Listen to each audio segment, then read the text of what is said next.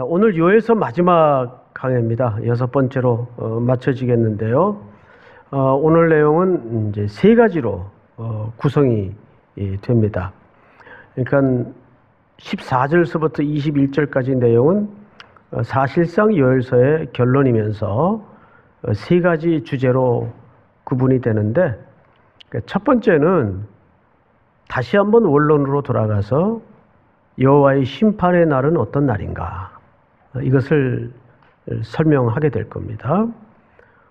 그리고 두 번째는 그것이 하나님을 대적하는 무리들에게는 심판의 날이 되지만 우리들에게는 최종적 승리의 날이 됩니다. 승리를 약속해요. 그리고 마지막 세 번째는 그 승리의 날에 우리에게 부여되는, 우리에게 공급되는 하나님의 영원한 축복은 어떤 것일까, 이렇게 3단계에 걸쳐서 설명이 되어질 겁니다. 그러면 오늘 첫 절인 14절을 한번 보도록 하십시다. 14절. 사람이 많음이여. 이 히브리 원문에는 이게 두 번 기록되어 있습니다. 사람이 많음이여. 그런데 히브리 사람들이 사람이 많다 할 때는 정말 물리적으로 사람이 많은 걸 얘기하지만 그것만을 얘기하는 건 아니에요. 히브리 사람들은 사람이 많다 할 때는 그 사람들이 토해내고 쏟아내는 시끄러운 소리들까지를 포함합니다. 좀 볼까요? 사람이 많으며 심판의 골짜기에 사람이 많으며, 그 소리가 어디에 가득 메워져 있다는 뜻일까요? 심판의 골짜기.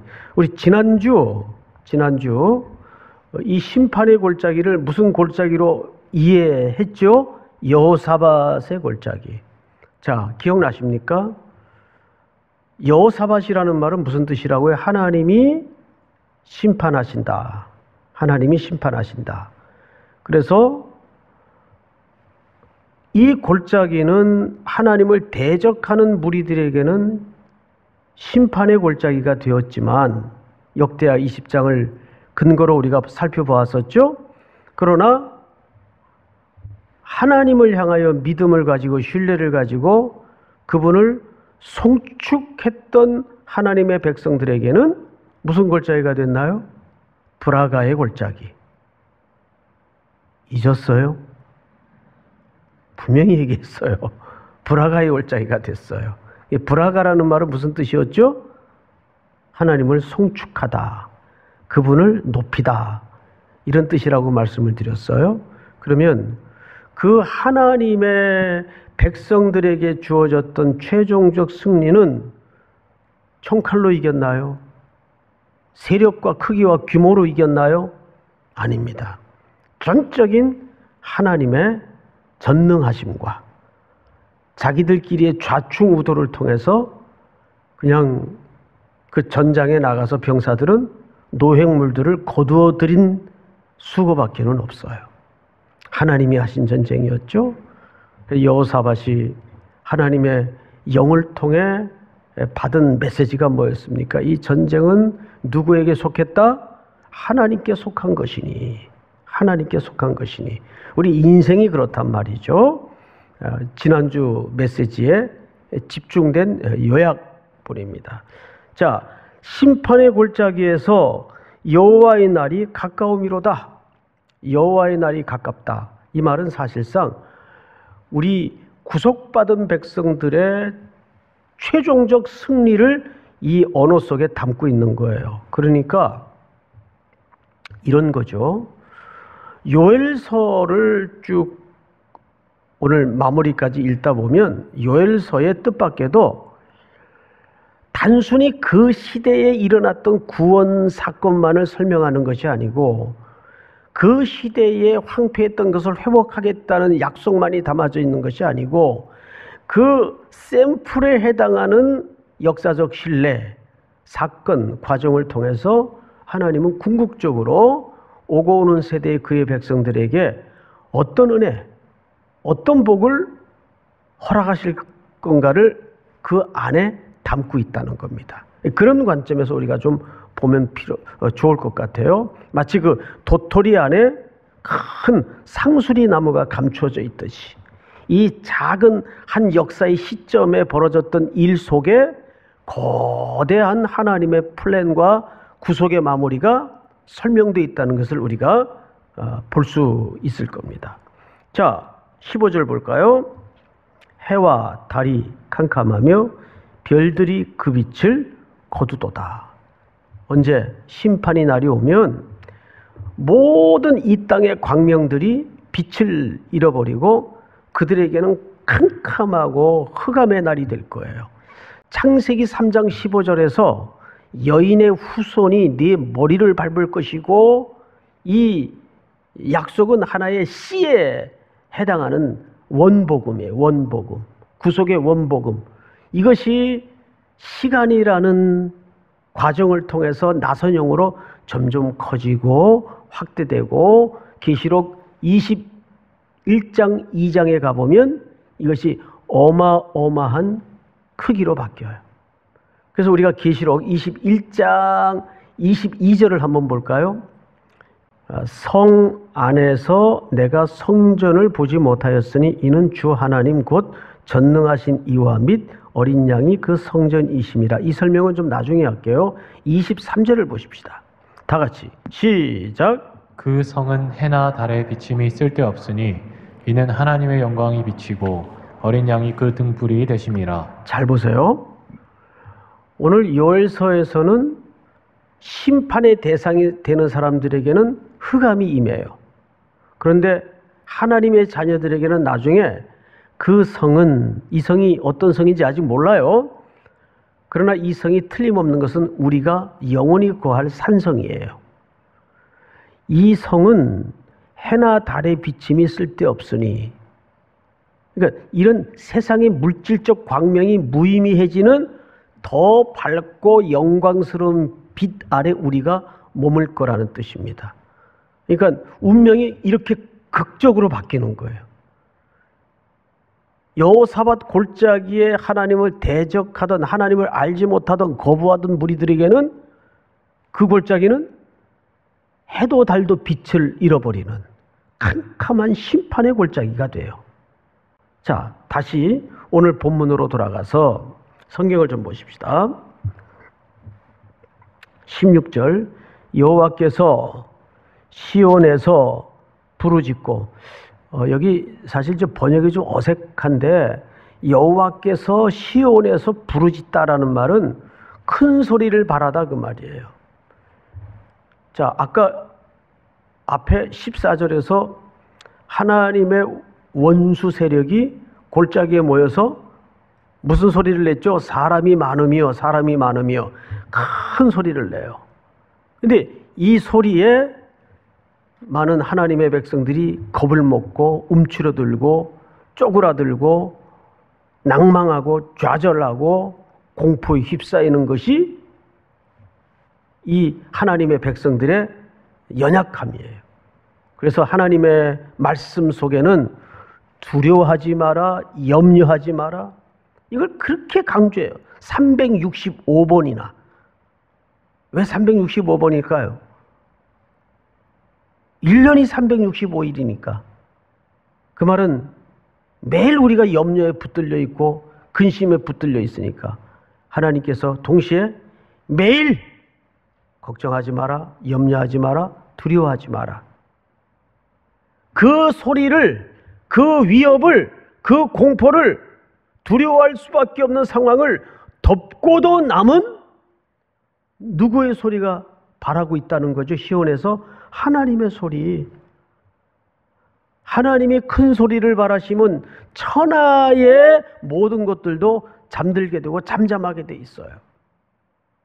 여러분, 그 하나님의 권능과 하나님의 전능하심을 믿습니까? 자, 16절을 다시 보세요. 여호와께서 시온에서 부르짖고 예루살렘에서 목소리를 내시리니, 여기 시온과 예루살렘이 나와요. 이것은 하나님의 백성들이 영원히 거할 도성을 얘기하는데 아까 요한계시록 21장 22절을 다시 한번 보십시다. 도대체 구약에서 그렇게 내내 설명되었던 시온과 예루살렘이 어떤 성을 얘기하는가? 그 성 안에서 내가 성전을 보지 못하였으니, 그 성 안에 들어갔는데 마지막에는 성전을 보지 못했어요. 성전 안에 들어갔는데 성전이 안 보여요. 왜? 이는 주 하나님 곧 전능하신 이와 및 어린 양이 그 성전이심이라. 할렐루야. 그러니까 여기서 시온이니 예루살렘이니 하는 모든 비유들은, 묘사들은 결국 궁극적으로 누가 성전 되심을 설명했던 거죠? 어린 양. 우리가 마지막에는 어린 양 안에 그분과 함께 머물게 된다는 거죠. 자, 이 얘기를 조금 더 구체적으로 성경 기자는 이렇게 설명합니다. 16절 하반절에 보시면 하늘과 땅이 진동하리로다. 그러나 여호와께서 그의 백성의 뭐가 되세요? 피난처 이스라엘 자손의 산성이 되시리로다. 여러분, 피난처와 산성의 차이가 좀 있죠. 피난처는 임시적 성격을 말합니다. 산성은 영원한 도성의 성격을, 영원성을 강조해요. 자, 우리는 이 땅에 살면서 사실은 영원한 도성을 향해 가는 순례자들인데, 그때그때마다 우리는 누가 피난처 되어 주십니까? 예수 그리스도께서 우리의 피난처가 되어 주세요. 그래서 찬송가 70장에 보면 피난처 있으니 환난을 당한 자 이리 오라, 이리 오라. 그 피난처가 누구세요? 예수 그리스도가 우리의 피난처가 되어 주세요. 그런데 그 피난처 역할을 하시면서 우리를 어디로 이끄십니까? 영원한 도성, 새 예루살렘, 산성으로 우리를 흔들리지 않고 무너지지 않는 영원한 도성으로 우리를 이끄는 순례길에 지금도 동행하고 계심을 믿으시기 바랍니다. 16절을 다시 보세요. 피난처가 되시고 이스라엘 자손의 산성이 되시리로다라는 말은 이 땅의 거처는 우리가 피난처잖아요. 그리고 우리 산성을 향해서 걷는 순례자인 우리들에게 주님이 어떻게 하시겠다는 약속이죠? 동행하시고 끝까지 완성하여 거기 드리겠다는 약속입니다. 이 약속이 여러분들이 그 약속에 붙들려 있는 것임을 확신하시고 믿으시기 바랍니다. 그러니까 여러분들이 하나님의 복이라는 사실을 절대 잊지 마세요. 믿습니까? 자, 17절 한번 같이 읽읍시다. 시작. 그런즉 너희가 나는 내 성산 시온에 사는 너희 하나님 여호와인 줄 알 것이라. 예루살렘이 거룩하리니 다시는 이방 사람이 그 가운데로 통행하지 못하리로다. 그곳에는 하나님의 백성이 아닌 택함 받지 못한 백성은 절대 통행할 수가 없는 영원한 도성입니다. 이걸 요한계시록 21장에서 1절부터 한번 보죠. 또 내가 새 하늘과 새 땅을 보니 처음 하늘과 처음 땅이 없어졌고 바다도 다시 있지 않더라. 시작. 또 내가 보매 거룩한 성 새 예루살렘이 하나님께로부터 하늘에서 내려오니 그 준비한 것이 신부가 남편을 위하여 단장한 것 같더라. 3절 내가 들으니 보좌에서 큰 음성이 나서, 여기서 큰 음성이 들리죠? 보라, 하나님의 장막이 사람들과 함께 있음에 하나님이 그들과 함께 계시리니 그들은 하나님의 백성이 되고 하나님은 친히 그들과 함께 계셔서. 이 말이 무슨 얘기냐면 3절을 다시 돌려주세요. 하나님의 장막이 사람들과 함께 있어요. 이건 누구의 성육신을 얘기하는 겁니까? 어린 양이 이 땅에 장막을 입고 오신 거예요. 그래서 누구와 함께 지금 머물고 계시죠? 우리와 함께, 우리와 똑같은 육신을 입으시고 하나님이 그들과 함께 계시리니, 독생자 예수 그리스도께서 이 땅에 육신으로 오신 것은 장막을 입고 오신 거예요. 그들과 함께 계시리니 그들은 하나님의 백성이 되고 하나님은 친히 그들과 함께 계셔서. 다음 4절 다 같이 시작. 모든 눈물을 그 눈에서 닦아주시니 다시는 사망이 없고 애통하는 것이나 고가는 것이나 아픈 것이 다시 있지 아니하리니 처음 것들이 다 지나갔음이로라. 이 4절을 잘 보세요. 시편 84편을 보시면 거기 눈물 골짜기가 나와요. 시편 84편. 주께 힘을 얻고 그 마음에 시온의 대로가 있는 자는 복이 있나이다. 6절 다 같이 시작. 그들이 눈물 골짜기로 지나갈 때에 그곳에 많은 샘이 있을 것이며 이른 비가 복을 채워주나이다. 아멘. 자, 이 말씀을 이해해야 우리 성도들이 이 땅의 순례길을 걸으면서 겪었던 그 눈물 골짜기의 의미가 무엇인지를 정확하게 이해할 수가 있습니다. 여러분, 목자들이 가끔 양들을 눈물 골짜기로, 이 눈물 골짜기는 협곡이고 계곡이고 박하의 골짜기라고도 불리웁니다. 그런데 시편 23편에도 보니까 이 골짜기를 사망의 음침한 골짜기라고 그랬어요. 근데 목자들이 가끔가다 양떼를 이런 계곡으로 몰고 가요. 거기가 위험한지 몰라서가 아니에요. 주로 양들이 양질의 꼴을 찾고 먹일 수 있는 것이 바로 그런 데 있습니다. 음습하고 습기가 많은 곳에 양질의 꼴들이 있어요. 그래서 목자들이 각오하고 몰고 갑니다. 그러면 양들은 두렵고 무섭고 떨리고 공포스럽죠. 근데 이때 뜻밖의 꼴보다 더 중요하고 더 놀라운 유익을 경험하게 돼요. 뭔지 아세요? 두 가지 유익이 있는데 첫째, 그 골짜기를 통과하는 기간대만큼 양과 목자가 밀착되어 있는 기간은 없어요. 동시에 또 하나의 유익은 뭐냐면 그때 양들은 그동안 몸 안에 축적되었던 영양분들이 근육으로 바뀌어요. 그 협곡과 계곡을 지나면서 근육으로 바뀌어요. 두 가지 유익이 발생하는 겁니다. 우리도 돌아보면 야, 그때 어떻게 지나왔나, 어떻게 겪어냈나.